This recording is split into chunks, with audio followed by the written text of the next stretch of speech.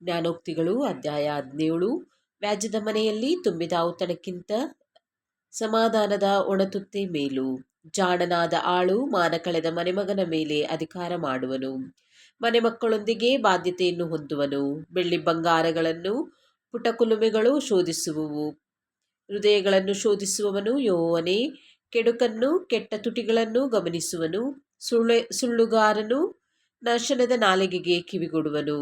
ಬಡವರನ್ನು ಹಾಸ್ಯ ಮಾಡುವವನು ಸೃಷ್ಟಿಕರ್ತನನ್ನೇ ಹೀನೈಸುವನು. ವಿಪತ್ತಿಗೆ ಹಿಗ್ಗುವವನು ದಂಡನೆಯನ್ನು ಹೊಂದದಿರನು.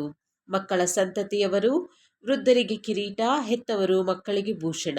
ಉತ್ತಮವಾದ ಮಾತು ಮೂರ್ಖನಿಗೆ ಆಯುಕ್ತ, ಸುಳ್ಳು ಮಾತು ಉತ್ತಮನಿಗೆ ಮತ್ತು ಆಯುಕ್ತ.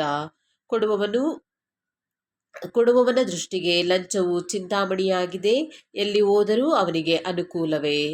ಆಮೆನ್.